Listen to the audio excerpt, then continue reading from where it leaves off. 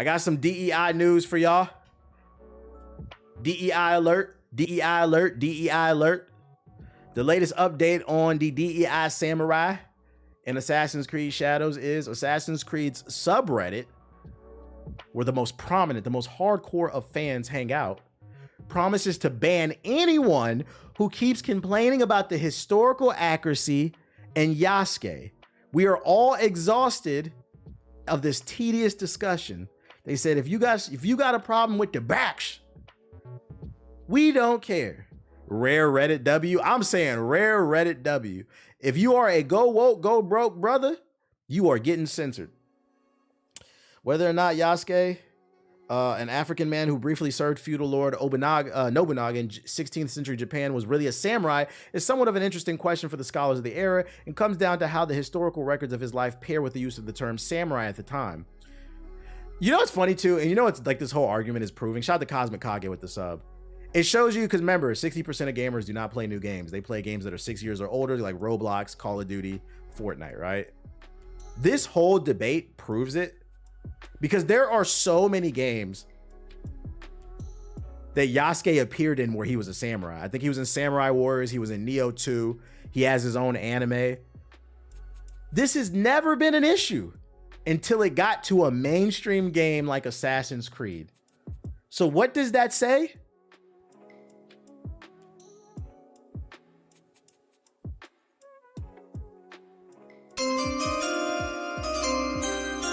Most you niggas is frauds. You don't play no games, because you would have known that if you played games. Anyways, he was in both Neos. Crazy. Yeah, the fraud is in gamers. When Yasuke was revealed as one of the two, yeah, we know. Anyways, as of this week, the moderators of the unofficial Assassin's Creed subreddit are done hearing about it. Shut the fuck up. With the reveal of Assassin's Creed Shadows, there's been an influx of a certain amount of individuals spilling into various communities online, such as this subreddit, and raising arguments about the historical accuracy, wrote the mods in a now closed thread.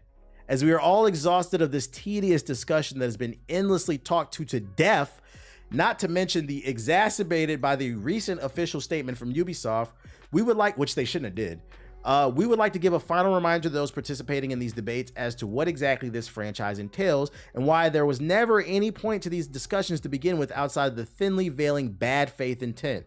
That's the politically correct way to say, we think you guys, no, we know you're racist. The statement from Ubisoft referenced in that passage was an apology posted by the developer for genuinely concerning the concern within the Japanese community over details in Shadow's promotional material so far, possibly such as Ubisoft's use of real-life reenactment groups' flags or potential errors regarding the placement of a Torii gate. On the topic of Yasuke, Ubisoft acknowledged that this samurai status is a matter of debate and discussion, and emphasized that other leads Noe is a Japanese shinobi. One thing I hope that comes out of this situation is since half the internet wants to be Japanese culture police, any game from here on out that involves samurai, ninjas, yakuza, anything Japanese related, it better be historically accurate, and it better, y'all better be fact checking whatever company makes the game. When Ghost of Tsushima 2 comes out,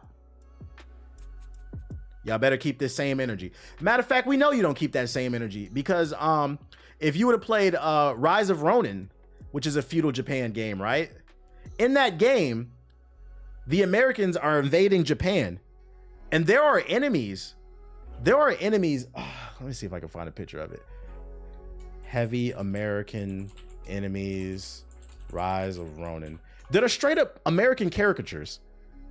Were they British? Was it British? No, the Americans are in the game. It's the British Americans. It's a bunch of different European countries. But specifically, there's like an American enemy. He's like a big hulking dude. I didn't have a problem with that. Like, that wasn't historically accurate. I wish I could find a picture of that shit. This shit was fucking, I thought it was funny because it's clearly them hamming it up and making like a caricature, a stereotype. It's the Brits in there. Yeah, they're all in there. Damn, I can't find an image of that shit. I remember there was a base I invaded and had like this super buff Hulk ass patriotic nigga. Like, I thought it was funny. Why didn't you guys check the studio that made that? That wasn't historically accurate when it comes to Americans. There's a lot of there wasn't a nigga in Rise of Ronin. You get a fucking plane that you can fly around in. That wasn't historically accurate. Not a plane, but it's like a hovering device, like the same shit that Ezio used in Assassin's Creed 2. That wasn't historically accurate in feudal Japan. This nigga's flying around with no wind current. What the fuck? A glider, yeah, a glider. Get the fuck out of here, bro. Anyways, the point I'm trying to make is I want to see historical accuracy. You walk around in Rise of Ronin, there's missions where you have to take pictures of iconic spaces in Japan. And they did have cameras back in the 1800s, but that's when cameras first came out. You have to remember, that shit was nothing but a pinhole camera. That bitch took 10 minutes to take the picture. You had to get the lighting just right. Yeah, it was no color. You had to sit still for 30 minutes. But in the game, you just running around snapping pictures like it's a fucking iPhone. That's not historically accurate. I just want to see consistency across the board, unless this has nothing to do with historical accuracy and everything to do with... You see that right there? It protects me from the sun when I go outside. And it also allows me to fuck white daughters. I don't, though. I'm a responsible black man.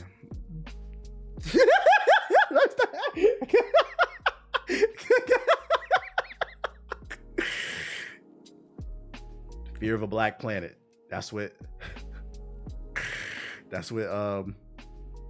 Chuck D said. It was a fear of a black planet. Anyways, what else I got for y'all? That's the update on the DEI Samurai. Yeah, no sunburn for me. You know the funny, and like I know black people can't get sunburns. Jokes aside, it's just a lot harder for us. You should wear sunscreen if you're going to the beach and you're going to be outside in the sun for 3, 4, 5, 6 hours. But like it always cracks me up when people who are not black tell me I need to wear sunscreen and we're just going to be outside for 30 minutes like an hour. Yeah, but no, I don't. My birthday is August 8th. My birthday is like in 7 days. I will be 34 years old. I have never, and I repeat, I have never had a sunburn. Stop telling me what I need to do. You need sunscreen, nigga. You need it. Be peeling like reptiles. The fuck? At this point, I think I know what I'm doing, okay? I think I know what I'm doing. You said knock on wood. Yeah. Now, long term, you do need sunscreen if you're out in the sun long term, just so you guys know. Get the shit from Target. It's a brand for black people specifically. It meshes with our skin better. It rubs in better. Yeah, we already got the ultimate tan. Anyways, EA news. EA CEO Andrew Wilson, who raked in $26 million last year, calls the next Battlefield one of the most ambitious projects in their history, as all hands get to work on the Battlefield universe. Remember where you heard it here first. This is going to turn into a joke if this game is ass. They're going to say the ambitious shit as a joke. Yo, shout out to Kyrie with the sub. Andrew Wilson sure likes to make bold claims. When he ascended to the CEO throne, he declared that EA was going to be the world's greatest games company. Earlier this year, he's reimagining a world in which 3 billion people are creating EA games using EA's AI tech. Now he's saying the next Battlefield is going to be absolutely massive. So massive that it's one of the most ambitious projects in our history. The quote comes from Wilson, prepared remarks regarding EA's Q1 2025 financial results released yesterday. The company had a good year, the reckon the execs, who said releases like EA's College Football 25 and strong live service performances have delivered a Q1 result above expectations. They're also very excited about Madden, EA Sports FC, and of course Dragon Age the Veilguard. But it's the Battlefield hype that catches my eye. The series has endured a rocky road recently. An entire studio dedicated to a single-player Battlefield stuff got laid off in a flash earlier this year, and Battlefield 2042 hasn't exactly won over the hearts and minds of long-term fans. The game sits at an inevitable beige mixed review rating over on Steam. You wouldn't know that to hear Wilson talk about the next one. This is not just one of our top priorities, it's also one of the most ambitious projects in our history. We have brought together the very best team coupled with the resources and technology they need to deliver an epic Battlefield experience. Play the theme music? What theme music? What theme music should I play? What do you think they could do to make Battlefield like better? I feel like it's kind of hit that point where it's like, I don't know what else. It's like Call of Duty. What else can you do to innovate it? Just small little fraud watch. My bad.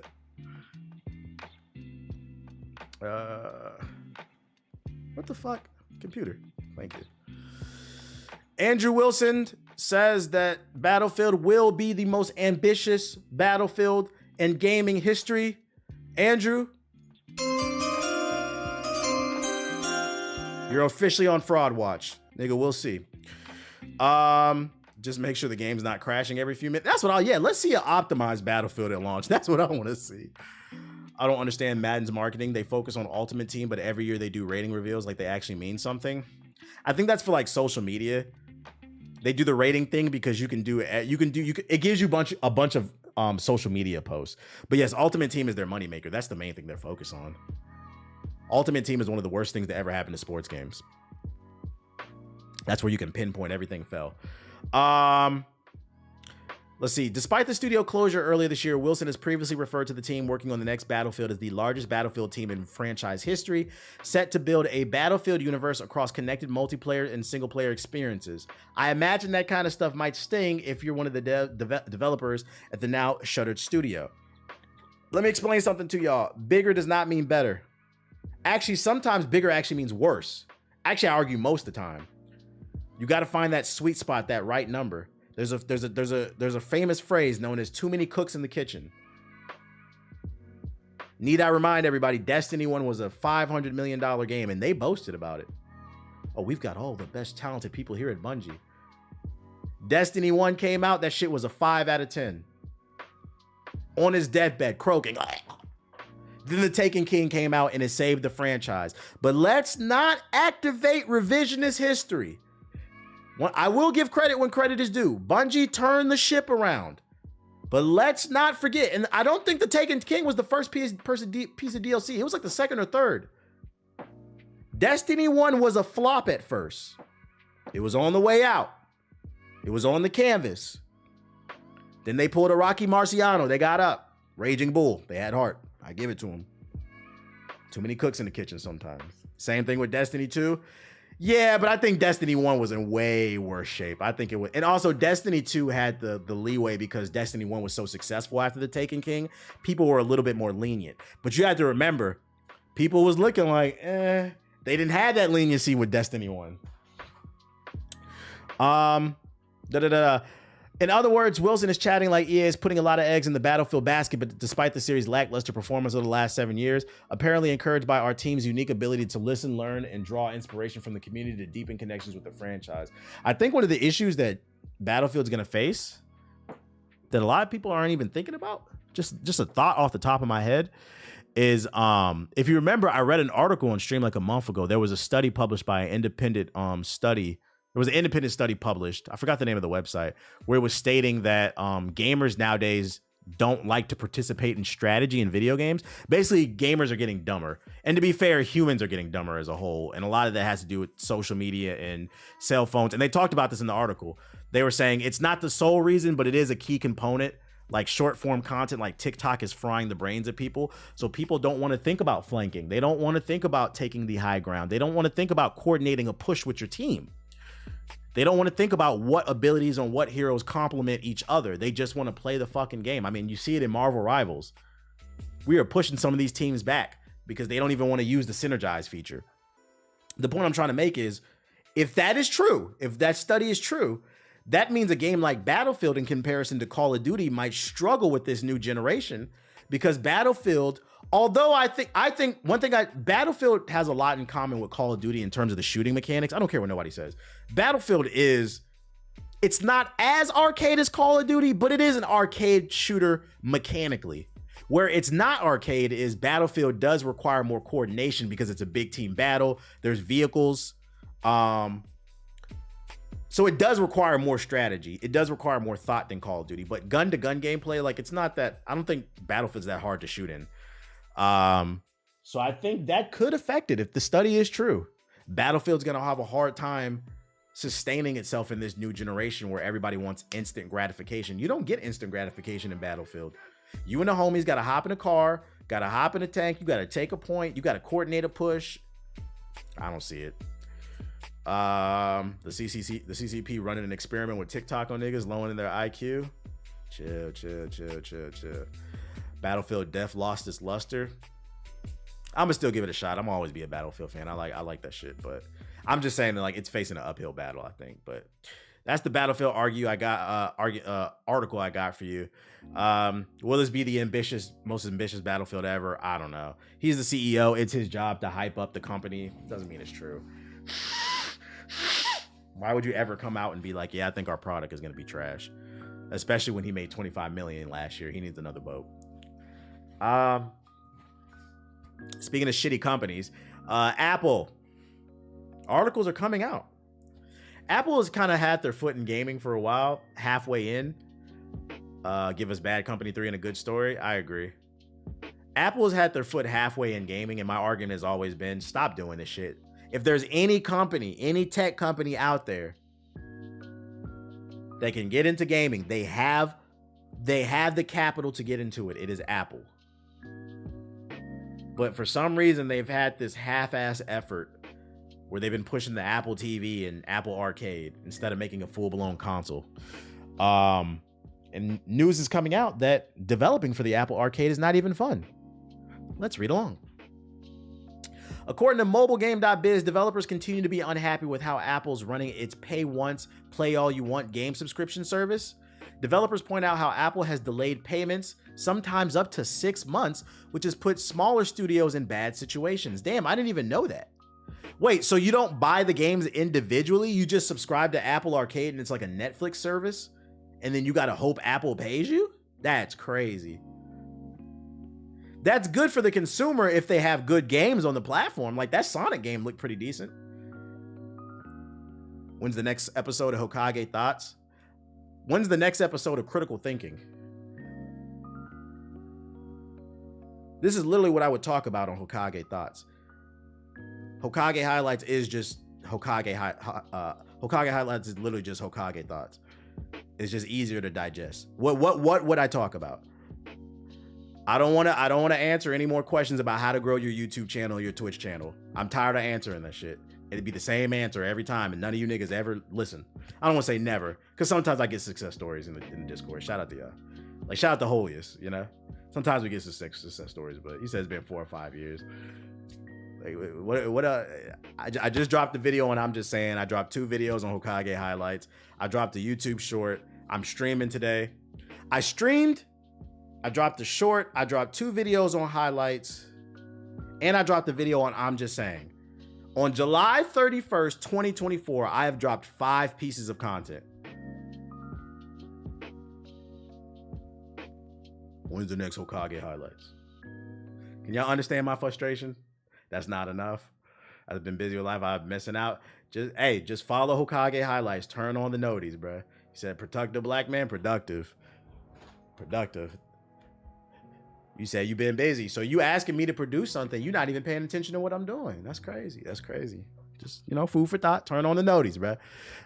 When you're getting your dreads back. Yeah, let me grow I'm gonna grow my dreads back today. Anyways, we're going back to the, I'm not mad at you. I'm just fucking with you.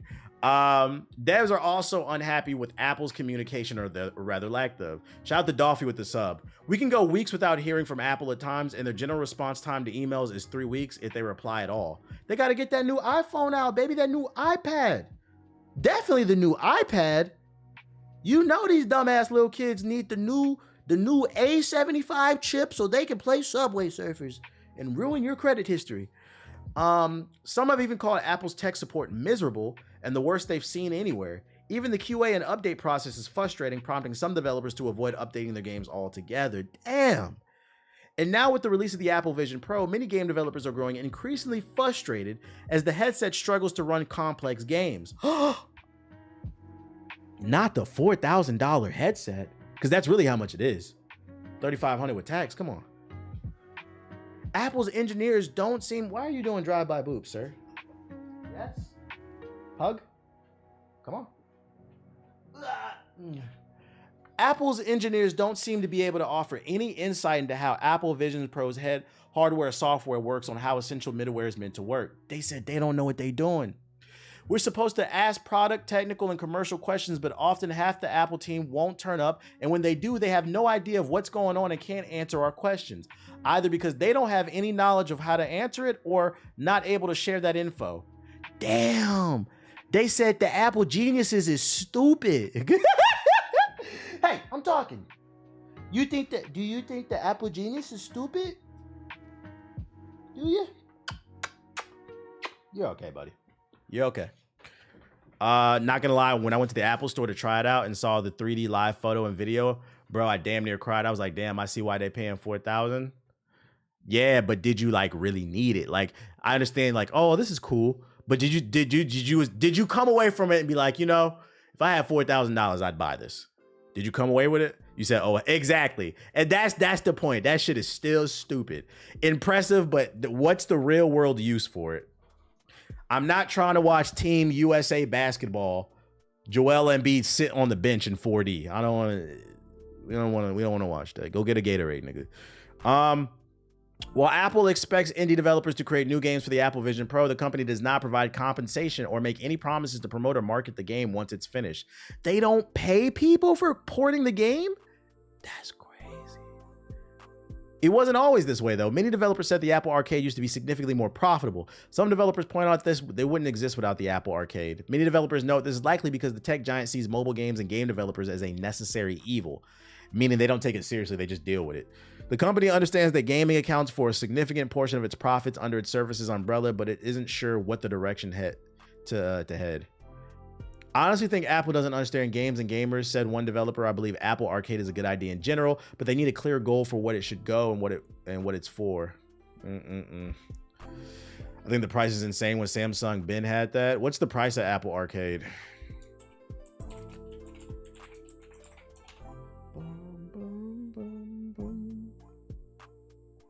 $6.99 a month.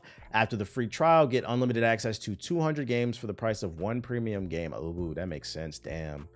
So it costs $7 a month and you get access to over 200 games. Keep that in mind, right? Hold up. Time to do the numbers. Time to be an asshole. Okay. 200 plus games. We don't know what that is. Let's be generous. Let's say 250 for 200. 250 divided by 7, because it's $7 a month. You basically got each developer clawing and fighting for $35 a month, like just pennies. Like, this is crazy. Like, what's the wealth distribution program on? Like, yeah, now I understand. Okay, this is why we do the numbers. This is why we do. That is nasty. That is nasty, especially with like that new Sonic game. Hold up. Sonic Apple Arcade. It looks like a AAA game. It's the first game that I've seen where I was like, you know, I'd play this. Yeah, wicked business model. Like, it doesn't look bad. This looks like a Sonic game. You want Sega to make these AAA titles and then pay them pennies? Oh yeah. See, pay them. Pay them. This goes back to what I be trying to say like a week ago. I said a lot of y'all really don't understand like what these developers be dealing with. Shut up and make my game. I'm like, yo, these are people that got livelihoods. That Ninja Turtles game looks good too. They got a couple bangers on the platform. How much is development of a mobile game? See, I think you're looking at it from the standpoint of it's on mobile, and you're not looking at it from the standpoint of the quality of the game. We're not talking about Snake on the old flip phones. We're talking about AAA level games. Like, did you not just see that Sonic game? That Sonic game looks like a late PS4 game. And then Assassin's Creed Mirage is on the iPhone now and the iPad. That is a modern generation game. They want console PC level games on these platforms, and they're only charging $7 a month. Like, that's crazy. Shanik. Pay the developers. And Microsoft is listening to my stream news. Last week, or maybe a couple streams ago, you remember who was in the stream? You remember we were talking about how they need to bring back translucent consoles? Y'all remember that shit? Translucent N64. We were talking about these. Y'all remember this era in the 90s when we had the translucent consoles? We was like, yo, this shit was dope. They should bring this back.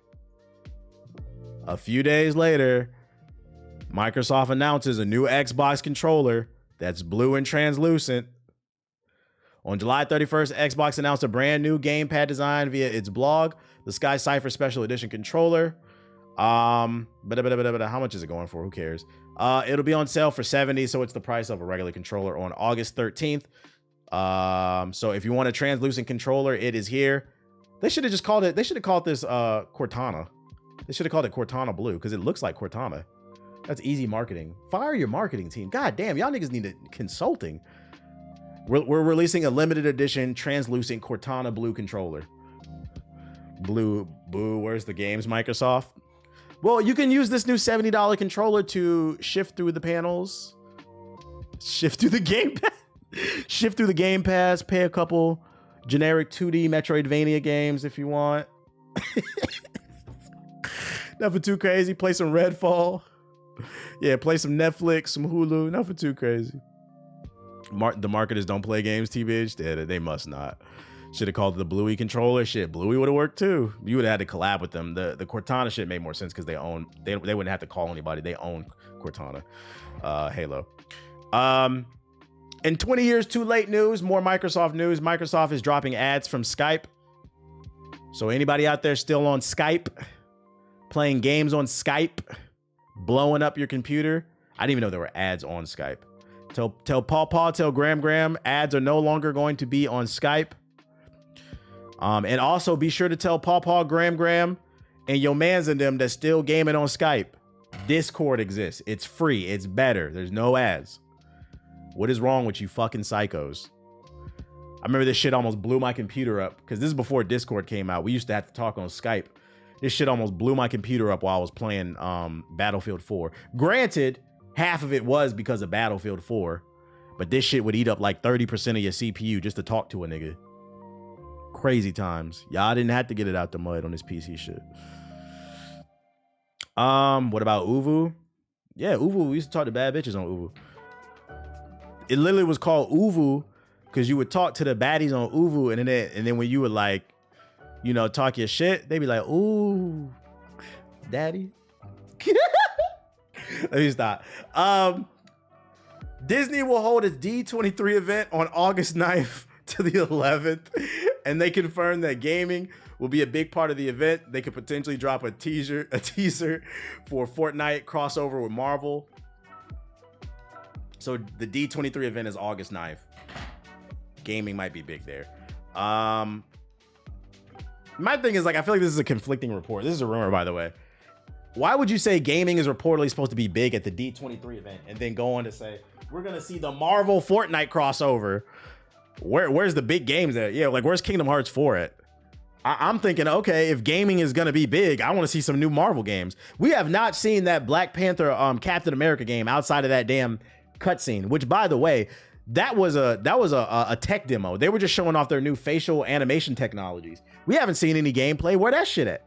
That better be at D23, bitch. So if you're gonna claim it's gonna be big, you better go big or go home. Because if your big announcement is a Fortnite Marvel crossover, newsflash, y'all been doing that shit since like 2019. We don't care. You not lying. I remember I got the hottest dark skin ever on there.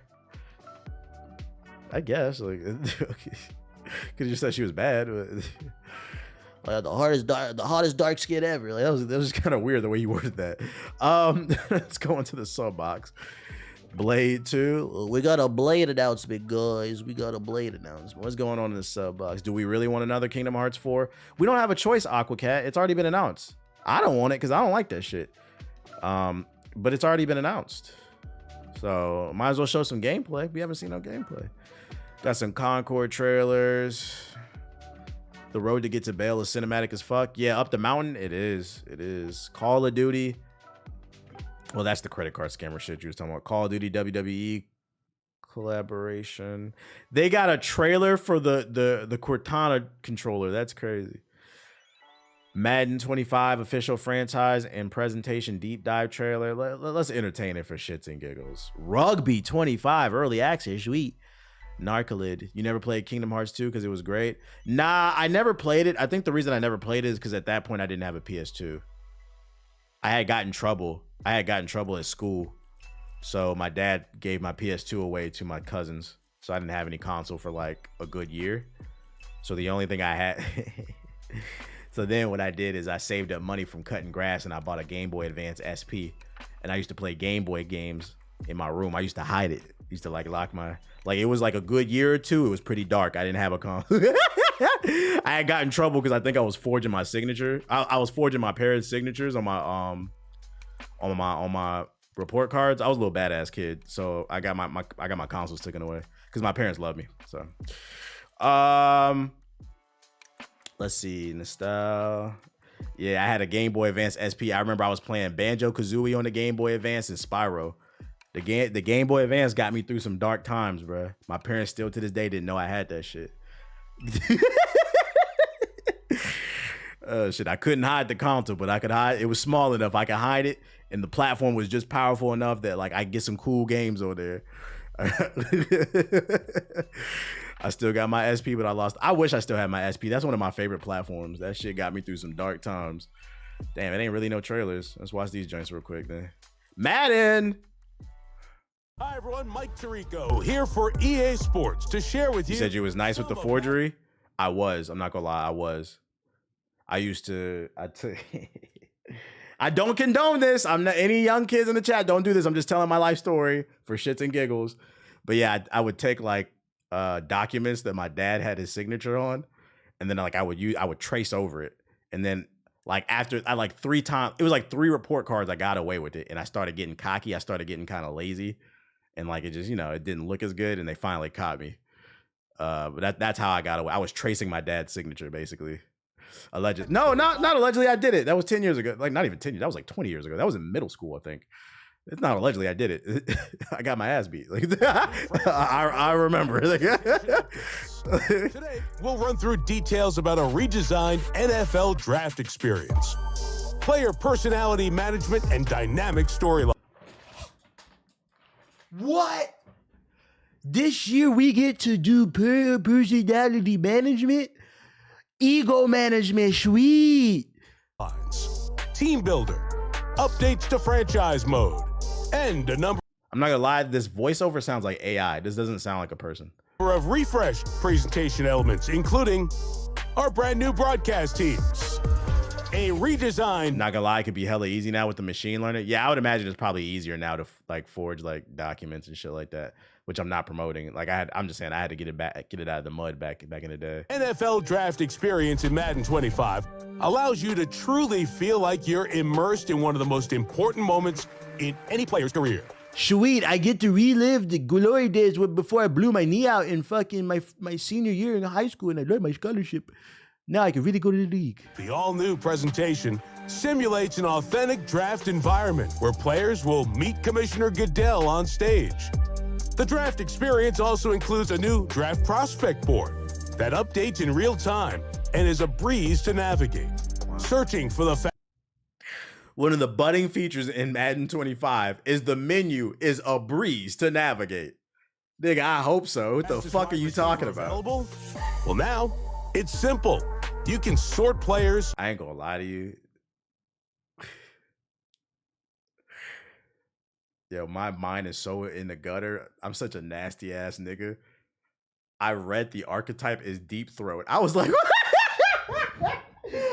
what kind of position is that? It's simple. You can sort players, see their position. I did the same. I'm like, You'll also receive more in-depth analysis both during and after the draft, as well as a draft guide. Oh, we got Jonathan Medina on the team. In Madden 25, new player personality management and dynamic storylines in franchise mode are critical to yours. The mouth movements are they're hella like stiff. You could tell this shit is all an afterthought, just like 2K story. As you shape your team, you'll face situations that real coaches do. Like, it would be really fire if you could like import your player from college into this game. Like when you boot up Madden, it like almost like Mass Effect. It detects you have a save file on your platform of choice, and then you can use them like in Dynasty mode or something. Like you could draft them. That would be pretty cool. Dealing with trade rumors. You can? Ah, that's fire. That's fire then. And defining your team's culture. Now, you have to consider your players' actions, wants, and needs.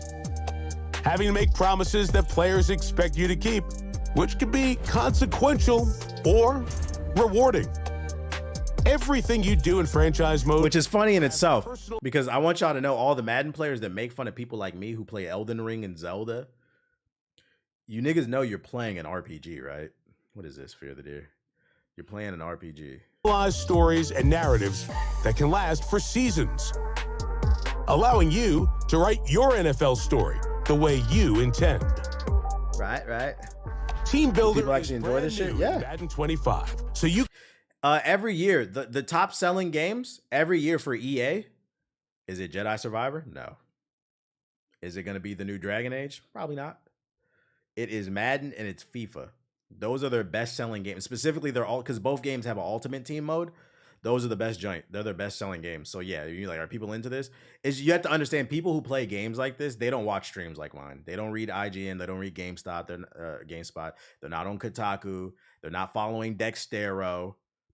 They go to work. They work very hard for their money.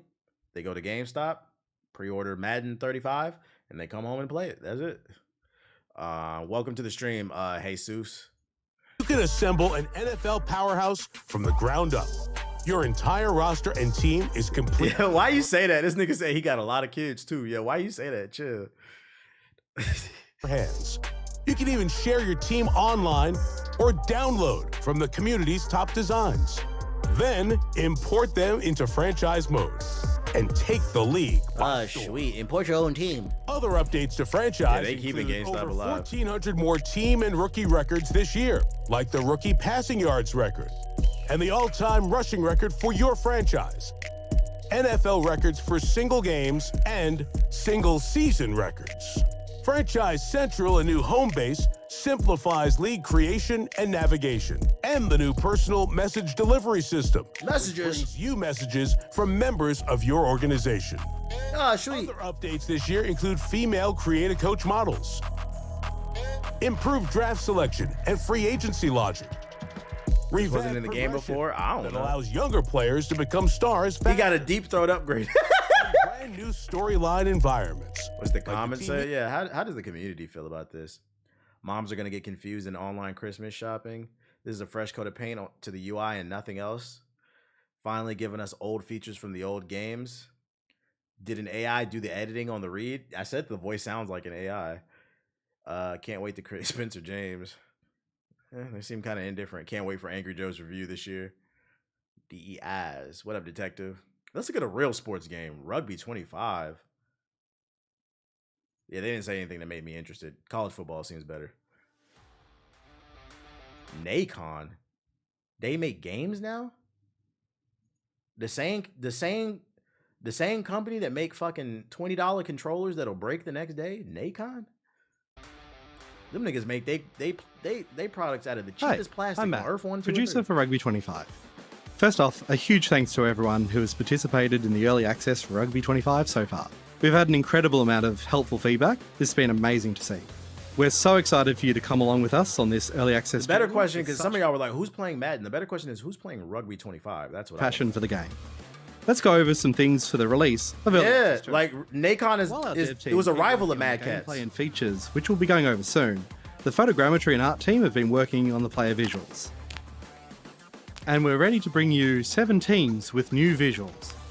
From the URC, we have Ospreys, Dragons, Why you say it like Cardiff, Dragons, Edinburgh, and Connacht. Bibbidi-bobbidi-boo. Then, from the Gallagher Premiership, we have the 2023-24 finalists, Bath, and the champion Northampton Saints. The Northampton Saints, of course. There are now more places for you to play.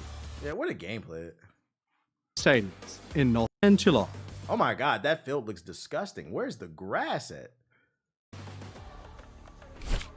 While the art team has been working on these additions, the gameplay team has been hard at work on updates and additions. They playing on tennis courts. One of the biggest pieces of feedback was to improve the feel and impact for tackles. And in this update, we're able to deliver a significant improvement to the tackling system. There's absolutely, I don't want to say absolutely, but there's next to no physics on these tackles. These animations are very stiff. This is an improvement. This is crazy. Look at this guy. This is just a standing player model. Players will now tackle in a much more authentic way, with a heavier feel to the motions. We've used your feedback to shift dive tackle to the Y button, with the B button remaining for a standard tackle. Game day 98 tackles. Also high among the feedback was to work on improving passing. We've made a number of improvements to the quality of passing, as well as There's no reducing the rate texture on the of incompleteness. grass. Rucks have also had a refresh, with a rebalancing of the mechanics to make it more of a contest and to speed up using the ball out of it. I've seen rugby all my life, and to this day, I still don't know the rules to this game. I don't know how it works. It looks like a fun game to play if you're a roughneck ass nigga, but I just do not understand how to play this game. Steals have been balanced, and now there's a tooltip indicator showing the timing of when a steal is available.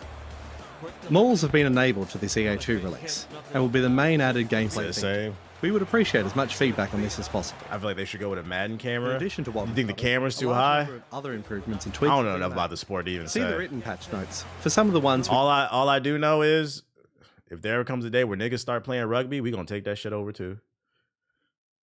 We gonna take it over. Rugby 25. I just learned how it's played 7-on-7 during the Olympics. Narcolead. What is this? Shout out to the U.S. women for getting the bronze. Which, by the way, when I was watching I don't know what it is now at the end of today, but as of this morning, when I was watching USA basketball, the United States is in the lead with the most medals. We had 30. I don't know what it is now because it's the end of the day, but we had 30 this morning. We have the most medals. USA, USA. Which I think is fucking funny, by the way. Because I'm like, yo, what does the world love to say about America? This is the only time you'll ever see me patriotic. What does the world say about America? We're fat asses. Like, I don't know, man. You guys are getting beat by a bunch of fat asses. Our athletes seem to be a whole lot better.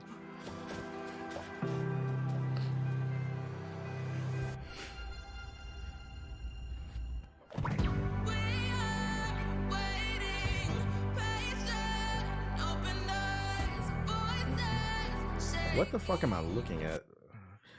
Nah, we just got super soldiers. We ain't got the most golds. Yeah, I saw we didn't have the most golds, but just the most total. Yeah, we're gonna get gold in basketball. I know that. Oh, we better.